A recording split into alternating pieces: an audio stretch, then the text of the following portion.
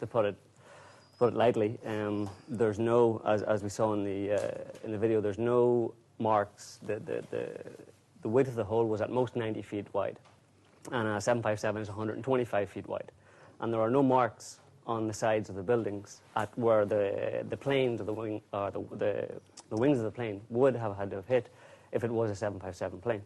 So obviously, on that point alone, you would have to say that the suggestion that a 757 hit or Flight 77 hit the building is unlikely.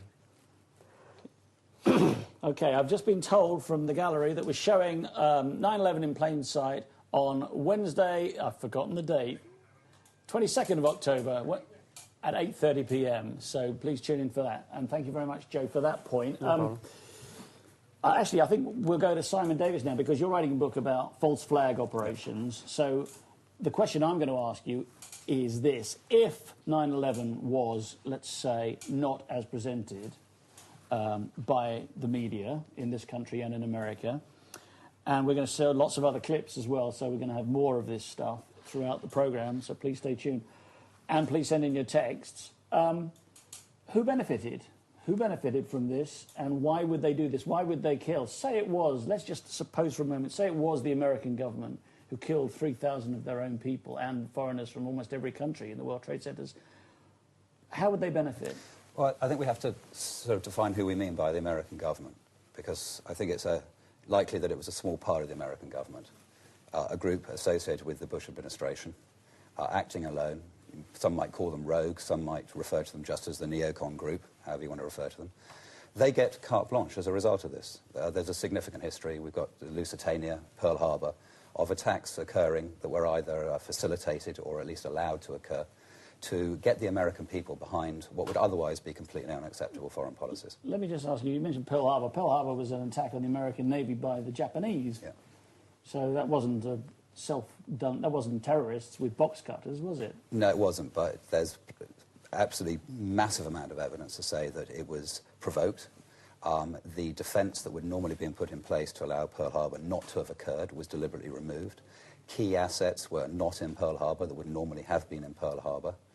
Defensive patrols that should have been there were not there. And a mountain of communications, information and intelligence that should have been made available to the admirals and the military in Hawaii was not provided to them and was stalled in Washington deliberately. So that the attack could take place, there would be sufficient loss of life, sufficient shock among the American public, and the Second World War, the entry of the United States into the Second World War would be facilitated by that action. Okay.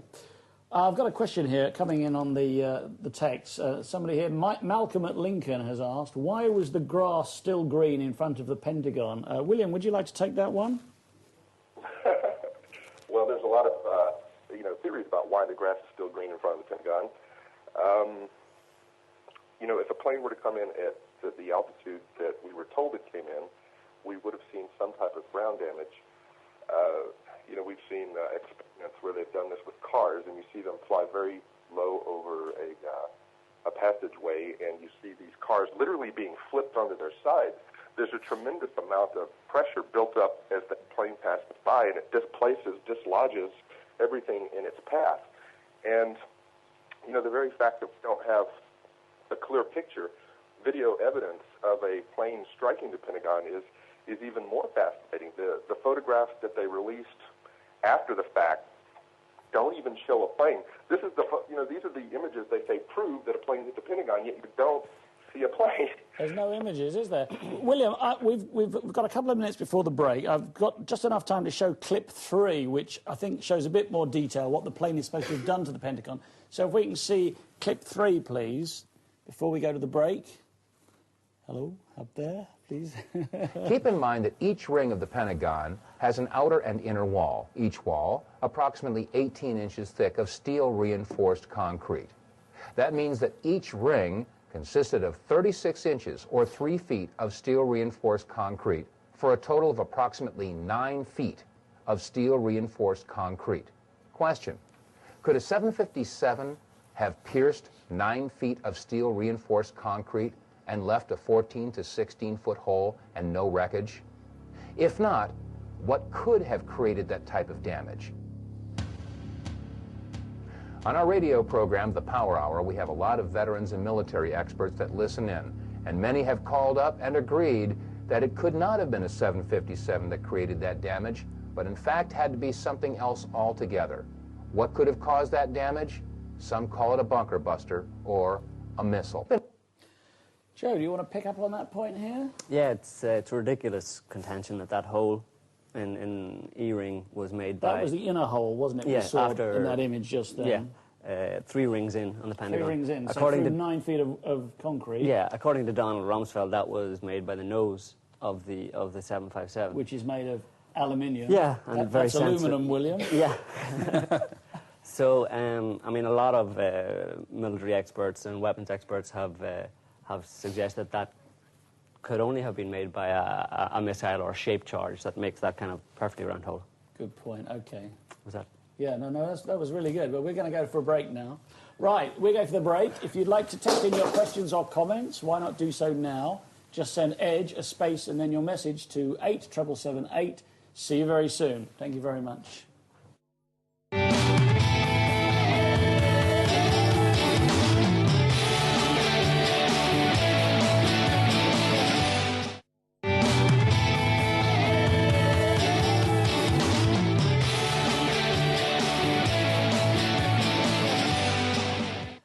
Welcome back to On the Edge, and tonight we're talking about 9/11 in plain sight, the film. We've got the director-producer on the line from America, William Lewis. We've got Joe Quinn, editor of Signs of the Times, I'll get it right one day, SOTT.net, and co-author of 9/11, The Ultimate Truth, in the studio.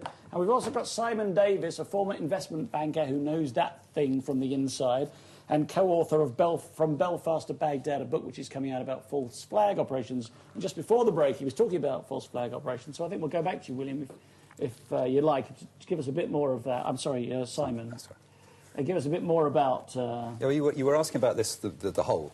Yeah. And not only do we have a very small hole that is completely inconsistent with the theory of a 757, but we have the Pentagon, which has to be one of the most highly protected buildings in the world. Not only does it have incredible surveillance, but it also has incredibly sophisticated air defense systems. So you mean they would have fired a missile? Yeah, they'd have shot it down. 757 heading for it. Well, somebody had to stop that happening. Now, it either was deliberately overridden, or the system regarded whatever was coming in as a friendly object, and that had to have been programmed into it. So that's sort of an absolutely key point, that all these systems didn't work. The other thing is, this building has incredible surveillance. Every corridor, every wall, every roof, everything of the Pentagon is under camera surveillance. So if they wanted to, they could show us film of the plane in slow-mo penetrating these 9 feet of steel-reinforced concrete and not burning any books or anything. Yeah, exactly. And the wings folding up and the engines tucking themselves away and the luggage evaporating and all the things that would have had to have happened. Right, OK. Well, let's go to clip number 2, because we're still on the Pentagon for a little bit. Then we're going to go to New York, and I've already got a couple of questions about New York, but if you save the questions for on New York, it's a little bit later. But right now we're doing the Pentagon, so if we can go to clip 2 now, that'd be great. Thank you very much. But shortly after the release of the article From Deception to Revelation, we were sent some photographs that were taken apparently right after the event and before the outer walls had collapsed. When examining these photographs, we can clearly see that the area in question had not yet collapsed. In fact, there is very little evidence of a hole big enough to accommodate a 757. The hole that we do see is approximately 14 to 16 feet across. Question: how does a 757 fit into a 16-foot hole and leave no damage or wreckage on the outside of the Pentagon? These are questions that deserve serious scrutiny.